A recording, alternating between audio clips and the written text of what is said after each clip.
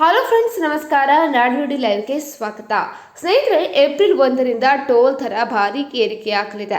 Bengaluru Mysuru express way ಸೇರಿ ರಾಜ್ಯದ 9 ಹೆದ್ದಾರಿಗಳಲ್ಲಿ ಟೋಲ್ ದರ ಹೆಚ್ಚಳವಾಗಲಿದೆ.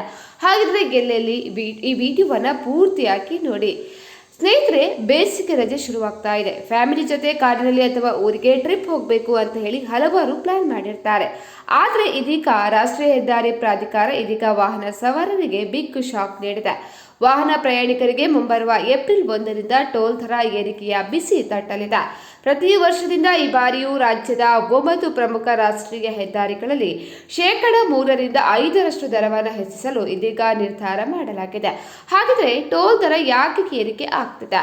ಇದು ಏಕಾಏಕಿ ಮಾಡಿದ ನಿರ್ಧಾರವಲ್ಲ. 2008ರ ರಾಷ್ಟ್ರೀಯ ಹೆದ್ದಾರಿ ಶುಲ್ಕ ನಿಯಮದ ಪ್ರಕಾರ ವಾರ್ಷಿಕ ಹಣದುಬ್ಬರಕ್ಕೆ ಅನುಗುಣವಾಗಿ ಪ್ರತಿ ವರ್ಷ ಏಪ್ರಿಲ್ 1ರಿಂದ ಟೋಲ್ ದರವನ್ನು ಪರಿಷ್ಕರಣೆ ಮಾಡಲಾಗುತ್ತೆ. ಕಳೆದ 2 ವರ್ಷಗಳಿಂದ ಇದೇ ರೀತಿ 3ರಿಂದ 5% ಪಟ್ಟು ದರ ಏರಿಕೆಯಾಗಿದೆ.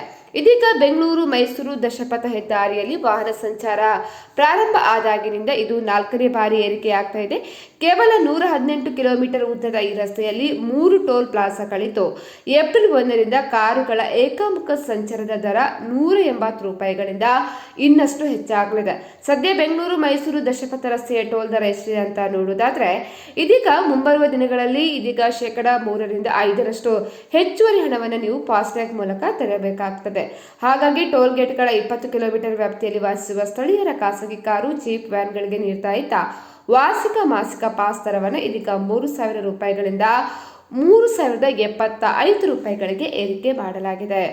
ಸ್ನೇಹಿತರೆ, ಈ ಬಗ್ಗೆ ನಿಮ್ಮ ಅನಿಸಿಕೆಯನ್ನು ಕಮೆಂಟ್ ಮಾಡಿ ತಿಳಿಸಿ. ಇನ್ನು ನಮ್ಮ ಚಾನಲ್ ಅನ್ನು ಕೂಡ ನೀವು ಸಬ್ಸ್ಕ್ರೈಬ್ ಮಾಡಿಕೊಳ್ಳಿ.